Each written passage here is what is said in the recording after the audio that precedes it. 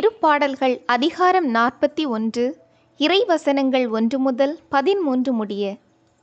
நோயுற்றவரின் மன்றாட்டு. எளியோரின் நலனில் அக்கறை கொள்பவர் பேறு பெற்றவர். துன்ப நாளில் ஆண்டவர் அவரை விடுவிப்பார்.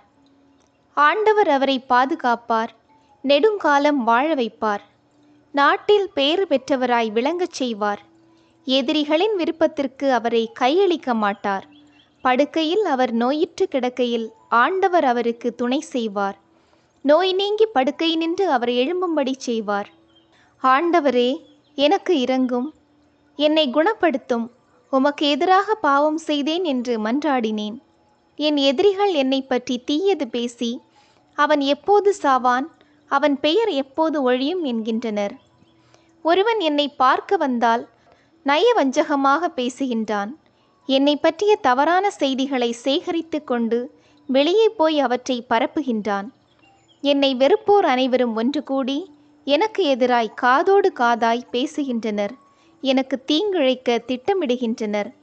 தீயது ஒன்று அவனை உறுதியாய் பற்றி கொண்டது. படுக்கையில் கிடக்கின்ற அவன் இனி எழவே மாட்டான் என்று சொல்கின்றனர். என் உற்ற நண்பன், நான் பெரிதும் நம்பினவன், என் உணவை உண்டவன் எனக்கு இரண்டகமாக தம் குதிகாலை தூக்குகின்றான். ஆண்டவரே, என் மீது இறங்கி நான் அவர்களுக்கு பதிலடி கொடுக்கும்படி தூக்கிவிடும்.